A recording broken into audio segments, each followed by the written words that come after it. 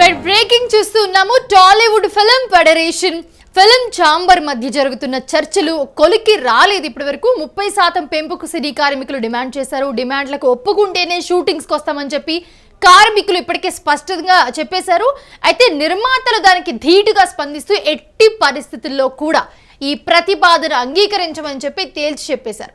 అక్కడితో ఆకుండా పరిశ్రమలో పనిచేయాలనే ఉత్సాహం, అర్హత ఉన్నవారు 24 క్రాఫ్ట్స్లో చేరచట్టు కూడా ఒక అప్లికేషన్ అయితే విడుదల చేశారు. ఛాంబర్ నిర్ణయంతో కార్మికులు ఉక్కిరి బిక్కిరి అవుతూ ఉన్నారు. ప్రస్తుతం మరోవైపు చూస్తే ఫెడరేషన్ సభ్యులకు federation of western India cine employees సంఘీభావం తెలిపారు. మరోసారి నిర్మాతలు, ఫిల్మ్ ఛాంబర్ ప్రతినిధులు కీలక భేటీ అయ్యారు. భేటీ అనంతరం కూడా నిర్మాతలు లేబర్ కమిషన్కు కలనున్నారు.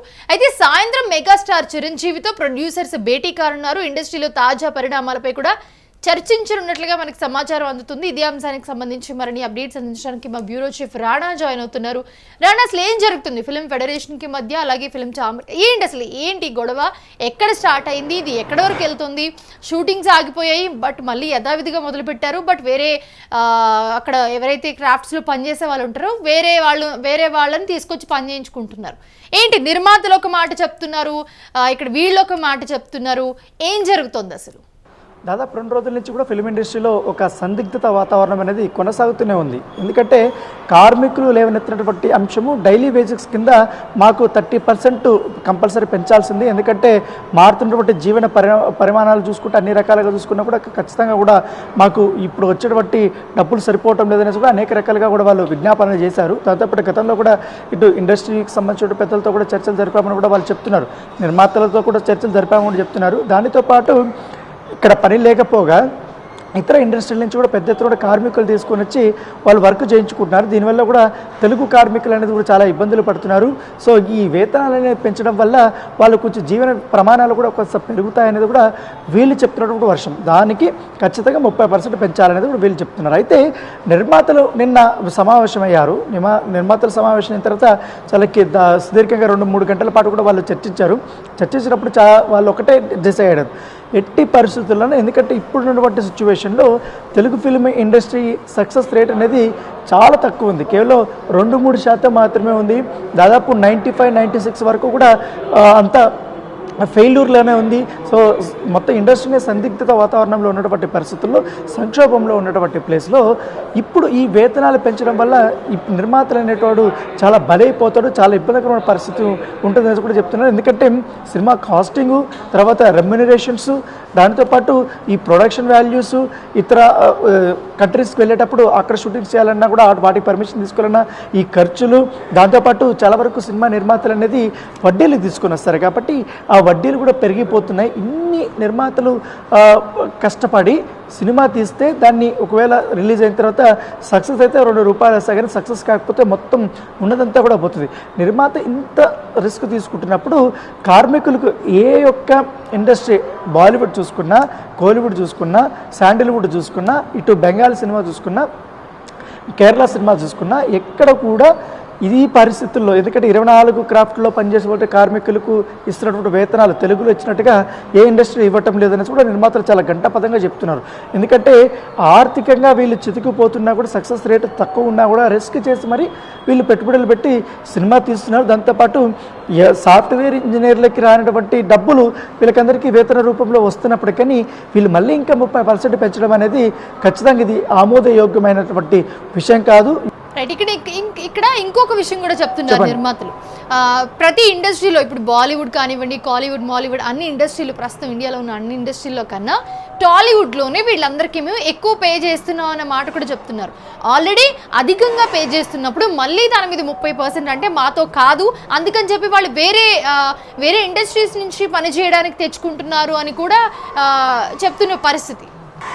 ఆబ్వియస్లీ, ఎందుకంటే తెలుగు సినిమాలు, చిన్న సినిమాలు యొక్క నిర్మాణాలు చాలా ఎక్కువగా ఉంటాయి. పెద్ద సినిమాలు కేవలం ఒక 5-6 మాత్రమే వస్తుంటాయి ప్రతి ఏడాదికి సంబంధించి. పెద్ద సినిమా నిర్మాతలు మాత్రం కొన్ని వేజెస్ పెట్టుకోగలుగుతారు, కొంతమందికి ఇవ్వగలుగుతారు. కానీ చిన్న నిర్మాతలు అనేది కూడా చాలా నష్టపడతారు. ఎందుకంటే వాళ్ళే చాలా ఇబ్బందికరమైన పరిస్థితుల్లో బడ్జెట్ లిమిట్స్ పెట్టుకుని వాళ్ళు నిర్మాణాలు చేపడుతుంటారు. ఈ తరుణంలో 30% ఇవ్వడం అనేది వాళ్ళకి తలకు మించిన భారంగానే భావించవచ్చు. సో ఇదే అంశాన్ని నిర్మాతల మండలి వాళ్ళు డిస్కషన్ చేశారు. డిస్కషన్ చేసిన తర్వాత నిన్న ఆల్రెడీ ఎప్పుడైతే ఏదైతే నిన్న పవన్ కళ్యాణ్ సంబంధించినటువంటి సినిమా కూడా అన్నపూర్ణ స్టూడియోస్లో నిన్న షూటింగ్ జరుగుతుంది.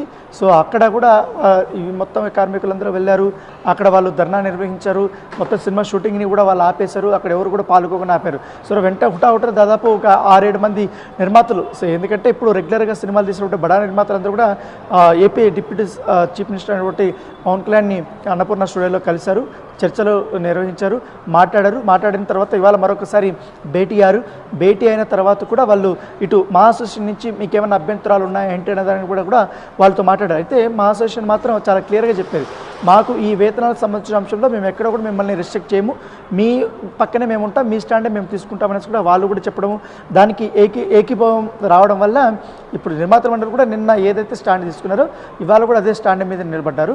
దాంతోపాటు ఇవాళ ఏదైతే నిర్మాతల మండలిలో నిర్వహించినటువంటి చర్చకు వచ్చినటువంటి అంశాలన్నీ కూడా ఇవాళ ఇండస్ట్రీ పెద్దగా ఉన్నటువంటి మెగాస్టార్ చిరంజీవి వాళ్ళ ఇంటి దగ్గరికి వెళ్ళబోతున్నారు. నిర్మాతలందరూ కూడా ఆయనతో చర్చలు జరుపుతున్నారు.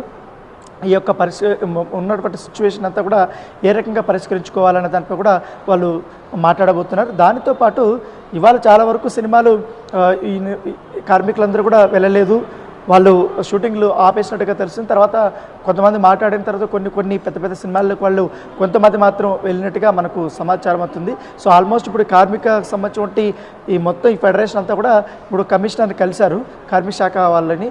సో అక్కడ ఏం వినతి పత్రం ఇచ్చారు, ఏం మాట్లాడారు అనేది కూడా మనం వేచి చూడాల్సిన అవసరం ఉంది. ఇది ఒక పక్క అయితే, ఇప్పుడు జరుగుతున్నటువంటి సంక్షేపంలో తెలంగాణ ఫిల్మ్ ఛాంబర్కి సంబంధించి తెలంగాణకు సంబంధించి వీరికి సంబంధించి ఎవరికి కూడా ఇన్ఫర్మేషన్ ఇవ్వలేదు, కానీ వాళ్ళని కన్సిడర్ కూడా చేసుకోవటం లేదు, వాళ్ళని పిలవట్లేదు, ఎక్కడా కూడా ఈ యొక్క చర్చల్లో భాగంగా తెలంగాణ పదం అనేది లేకుండా చేస్తున్నారనేసి కూడా తెలంగాణ ఫిల్మ్ సంబంధించిన ఫెడరేషన్ వారు ఒక పక్క లెటర్లు అనేది రిలీజ్ చేస్తున్నారు. సో చాలా వరకు గొడవ అనేది చాలా పెద్దగానే వెళ్ళబోతుంది.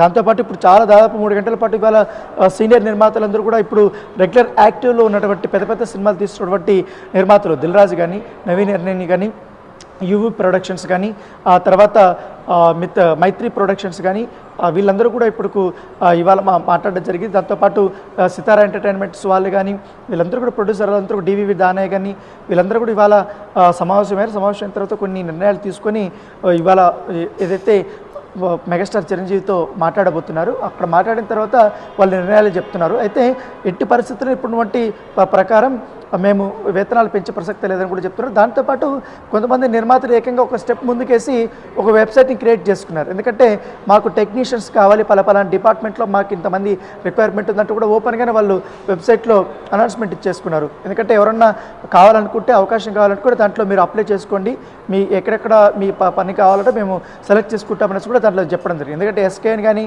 డివివి ప్రొడక్షన్స్ కానీ వీళ్ళు చాలామంది కూడా ఇప్పుడు ఏకంగా ట్విట్టర్ దగ్గర కూడా వాళ్ళు తమ వెబ్సైట్ యొక్క లింక్ని కూడా పెట్టేస్తారు, సో అప్లై చేసుకోమని. సో మేము సినిమా షూటింగ్స్ ఆపే ప్రసక్తి లేదు, ఎందుకంటే వీళ్ళు పాల్గొనకపోతే మేము బయట నుంచి కూడా మేము తెప్పించుకొని మేము సినిమా ఫినిష్ చేసుకోవాలి. ఎందుకంటే మాకు ఇప్పటికే చాలా వరకు కూడా ఈ మొత్తం వడ్డీకి తీసుకొచ్చిన అమౌంట్ పెరిగిపోతున్నాయి, దాంతోపాటు నిర్మాణ వ్యయం కూడా భారీగా పెరిగిపోతున్నాయి. ఇప్పటికే ప్రేక్షకులు సినిమాలకు థియేటర్కి రావడం అనేది బంద్ చేస్తారు, అందరూ ఓటీటీకి అలవాటు పడిపోయారు. ఇంత దారుణమైన సిచ్యువేషన్లో ఉన్నప్పుడు కార్మికులు సహకరించాల్సింది పోయి ఈ రకంగా డిమాండ్లు చేయడం, దాంతోపాటు ప్రతి ఒక్కసారి ఏదో ఒక డిమాండ్ తీసుకురావడం. డాన్సర్స్ పక్క రాష్ట్రం నుండి వస్తే దానికి ఒక గొడవ చేస్తారు, తర్వాత ప్రొడక్షన్కి సంబంధించి వేరే వాళ్ళు వస్తే వాళ్ళకి గొడవలు వేస్తారు, పక్క రాష్ట్రాలకు సంబంధించిన యాక్టర్స్ వచ్చి యాక్ట్ చేస్తే దానికి గొడవ చేస్తారు. ఈ 24 క్రాఫ్ట్ సంబంధించిన ఎప్పుడు అంశం వచ్చినా కూడా ఏదో ఒక సమస్య వస్తూనే ఉంది. కాబట్టి ఎప్పటికప్పుడు మేము పరిష్కరించుకుంటూ పోతున్నాం. కాకపోతే ఇది మాత్రం మాకు బెదిరింపు ధోరణిలో ఉంది. ఖచ్చితంగా 24 క్రాఫ్ట్స్లో మీరు యూనియన్స్గా పనిచేస్తారు కాబట్టి యూనియన్స్లో పనిచేసేటప్పుడు ఆ యూనియన్లు సభ్యత్వం తీసుకోవాలనుకుంటే చాలామంది ₹1,00,000 పెట్టారు, కొన్ని యూనియన్స్ మాత్రమే చాలా తక్కువ రుసుము అనేది ఉంది. సో వాళ్ళు కట్టారు, ఆల్రెడీ వాళ్ళకి అవకాశాలు వస్తున్నాయో లేదో కూడా మనం చెక్ చేసుకోవాల్సిన అవసరం ఉంది. అక్కడ వసూలు చేస్తున్నారు, మళ్ళీ నిర్మాతలు కూడా ఇక్కడ డైరెక్ట్గా ప్రతిరోజు వారికి ఇవ్వాల్సిన అమౌంట్ అన్ని కూడా ఇచ్చి ఏదో రకంగా వాళ్ళకి సెటిల్మెంట్ అయితే కంపల్సరీ అవుతుంది అనేది కూడా వీళ్ళు చెప్తున్నటువంటి వర్షన్. అవును. సో ఇప్పుడు ఈ అంశం ఏదైతే ఉందో ఇది ఇక్కడతో ఆగట్లేదు కాబట్టి సాయంత్రం వీళ్ళందరూ కలిసి చిరంజీవిని కలవాలనుకుంటున్నారా, ఆయన ఒక పరిష్కారం ఇస్తారని చెప్పి? ఎందుకంటే చిరంజీవితో ఇది చాలా కీలకమైనటువంటి భేటీగానే మనం పరిగణించాల్సిన అవసరం ఉంది.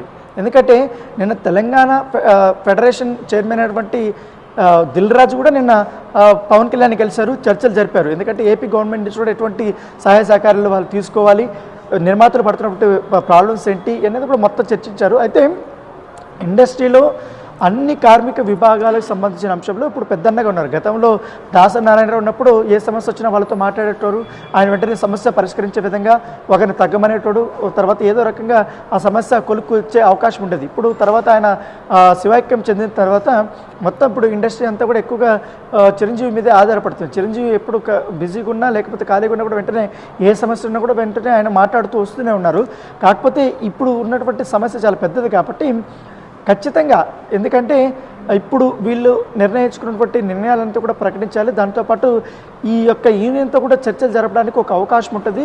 పెద్దన్నగా ఆయన చొరవ తీసుకోవాలనే ఉద్దేశంతో నిర్మాతలు అందరూ కలిసి ఇవాళ కలవబోతున్నారు. సో చూడాలి ఇవాళ సాయంత్రం ఏమవుతుందో. మరోపైక ఈ యూనియన్ చేస్తున్నటువంటి ఈ యొక్క బెదిరింపుల పైన 30% హైక్ దీని మీద నిర్మాతల మండలికి సంబంధించిన సెక్రటరీ ప్రసన్న కుమార్ చాలా ఘాటుగానే స్పందించారు. ఎందుకంటే మేము ఎట్టి పరిస్థితుల్లోనే మేము ఈ బెదిరింపులకు లొంగే పరిస్థితి లేదు. ఇప్పటికే నిర్మాత అనేటువంటి చాలా ఇబ్బందికరమైన పరిస్థితుల్లో ఉన్నాడు. ఎందుకంటే అప్పుల పాలైపోయి ఉన్నాడు. ఎక్కడో సినిమా సక్సెస్ రేట్ అనేది చాలా తగ్గిపోయింది. ఇంత పెద్ద స్థాయిలో మేము ఇస్తున్నా కూడా మళ్ళీ మా ఈ బెదిరింపులు ఏంటో కూడా ఆయన కూడా చెప్పాడు. సో చూడాలి ఇవాళ చిరంజీవితో ఏమేమి చర్చలు జరుపుతారో, ఏమేమి కొరకు వస్తారో, వీళ్ళు సమ్మె అనేది కొనసాగిస్తారా లేకపోతే కొత్త వాళ్ళని తీసుకొచ్చుకొని వీళ్ళు పనులు చేయించుకుంటారా అనేది కూడా మనం వేచి చూడాల్సిన అవసరం ఉంది. Right. Thanks for the updates రానా. చూడాలి మరి సిబ్బందికి, సినిమాలో పనిచేసే సిబ్బంది ఎవరైతే ఉన్నారో 24 క్రాఫ్ట్స్లో పనిచేసే వాళ్ళందరికీ, అలాగే ఒక పక్క నిర్మాతలకి ఈ జరుగుతున్న వార్ ఎక్కడి వరకు వెళ్తుంది, సాయంత్రం మెగాస్టార్ చిరంజీవి మీటింగ్ తర్వాత ఏం తేల్చబోతున్నారు, ఏం చెప్తారు, ఎలాంటి మార్పులు ఉంటాయో చూద్దాం.